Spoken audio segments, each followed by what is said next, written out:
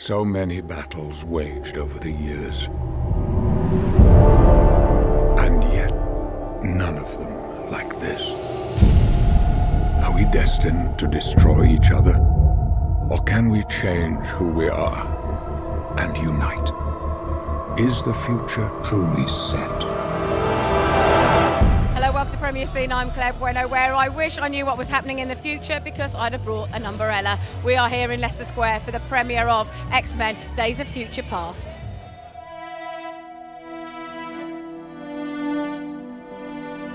Mutants, we now find ourselves on the edge of extinction.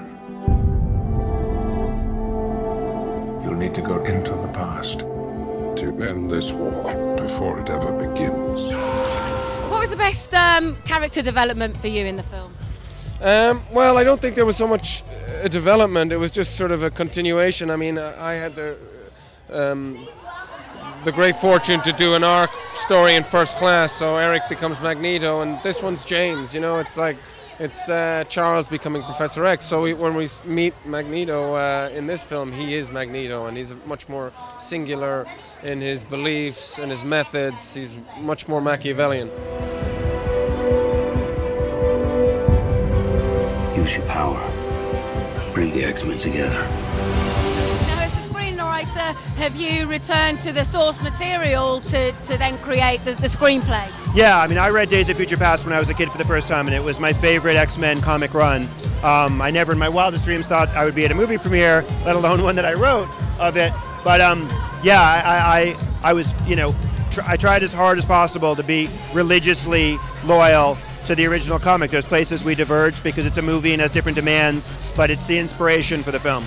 And we've already got the characters set up because of the previous films. So how did that help you visualize what you were writing, knowing that you were writing for certain actors? Well, it's always easier to write with certain voices in mind, and you know, from the movies we already had established, you know, both old and young who the characters were. I had worked with both sets of casts because I worked on X3 and I worked on First Class, so I had this sense of the actors in addition to the characters, but the actors, knowing them on and off camera, having a sense of their strengths, weaknesses, what they're interested in, and I talked to them while I was working on the script. I would, you know, give a call sometimes to Fassbender or Hugh or McAvoy and get their opinion, because nobody knows these characters better now than they do.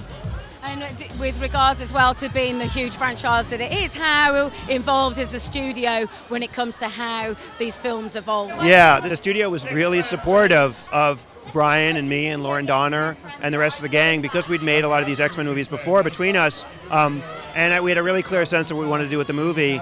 Studio just really gave us whatever support we needed, whether that was financial or creative or logistical. I've never worked in a movie with as much just purely positive support from a studio.